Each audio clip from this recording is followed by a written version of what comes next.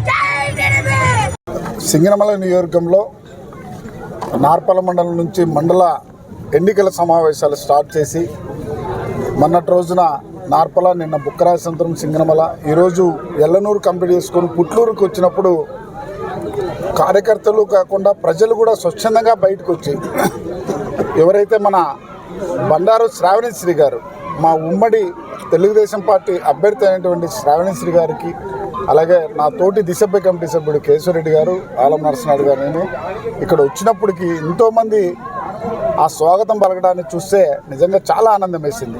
ఇంతకుముందు మాట్లాడుతూ శ్రావణి గారు కూడా మహిళలు బయటికి రావడం అనేది, మహిళలు ఒక్కసారి బయటకు వచ్చి ఎప్పుడైతే ఎదురొచ్చి సమస్యలు చెప్తూ మేము మీ తెలుగుదేశం సపోర్ట్ చేస్తాం, నీకు ఓటేస్తామని స్వయాన శ్రావణిశ్రీ గారికి చెప్పడం నిజంగా మాకు శుభపరిణామం.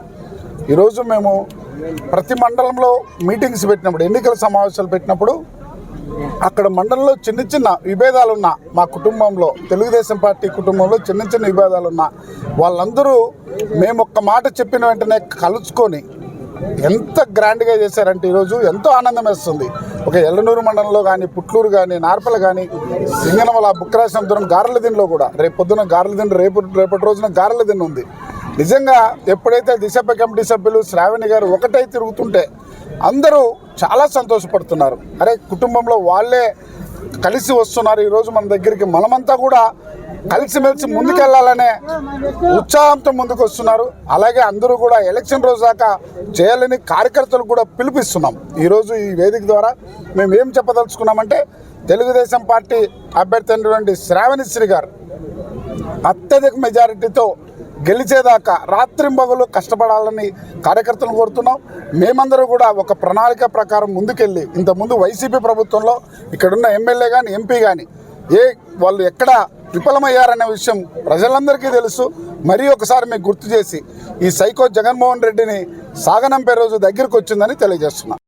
ఈరోజు తెలుగుదేశం, జనసేన, బీజేపీ ఉమ్మడి అభ్యర్థిగా ప్రకటించిన చంద్రబాబు నాయుడు గారికి ధన్యవాదాలు తెలుపుతూ ఎన్నికల సమావేశం అంటూ ఈ గ్రామంలో పుత్తూరు మండల వ్యాప్తంగా నాయకులతో కార్యకర్తలు ఏర్పాటు చేయడం జరిగింది.